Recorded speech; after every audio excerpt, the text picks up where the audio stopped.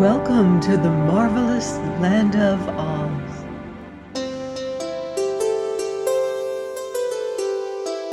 I'm Marzel, reading The Road to Oz by L. Frank Baum. Chapter 2, Dorothy Meets Button-Bright.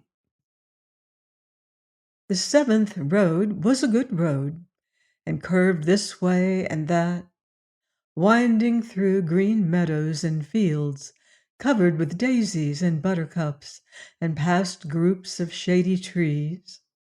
There were no houses of any sort to be seen, and for some distance they met with no living creature at all.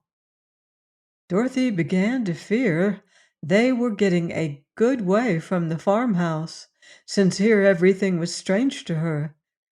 But it would do no good at all to go back where the other roads all met, because the next one they chose might lead her just as far from home.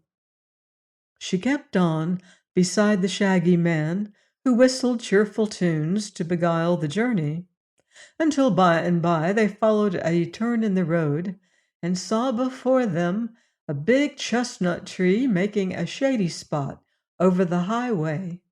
In the shade sat a little boy dressed in sailor clothes, who was digging a hole in the earth with a bit of wood. He must have been digging some time, because the hole was already big enough to drop a football into. Dorothy and Toto and the Shaggy Man came to a halt before the little boy, who kept on digging in a sober and persistent fashion. "Who are you?" asked the girl.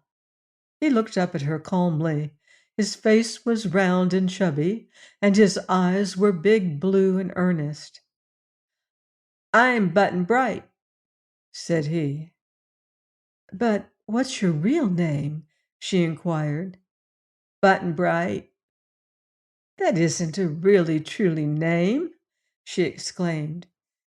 "Isn't it?" he asked, still digging. "Course not. It's just a thing to call you by. You must have a name." "Must I?" "To be sure. What does your mamma call you?" He paused in his digging and tried to think. "Papa always said I was bright as a button, so mamma always called me Button-Bright," he said. "What is your papa's name?" "Just Papa." "What else?" "Don't know." "Never mind," said the Shaggy Man, smiling. "We'll call the boy Button-Bright as his mamma does. That name is as good as any, and better than some." Dorothy watched the boy dig. "Where do you live?" she asked. "Don't know," was the reply. "How did you come here?" "Don't know," he said again. "Don't you know where you came from?" "No," said he.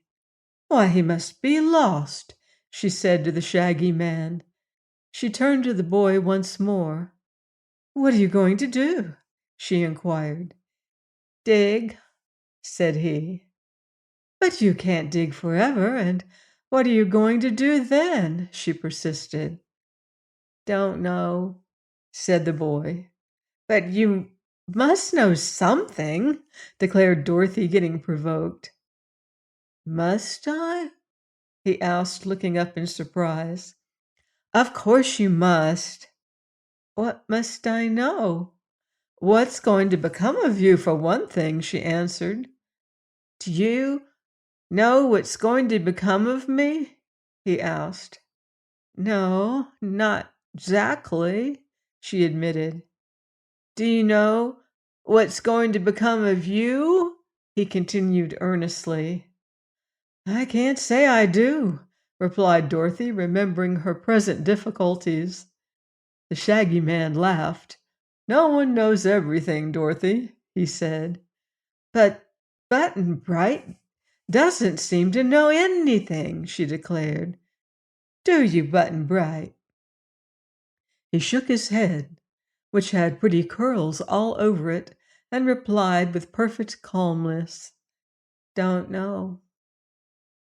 Never before had Dorothy met with anyone who could give her so little information.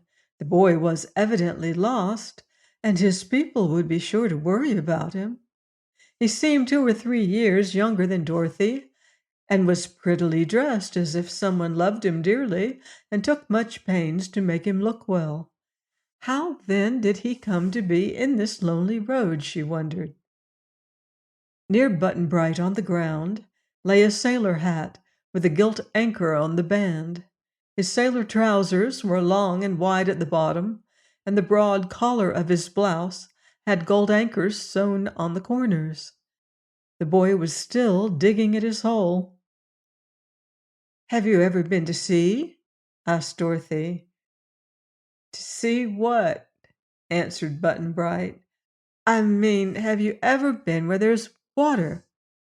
"Yes," said Button-Bright. "There's a well in our backyard." "You don't understand," cried Dorothy. "I mean, have you ever been on a big ship floating on a big ocean?" "Don't know," said he. "Well, then why do you wear sailor clothes?"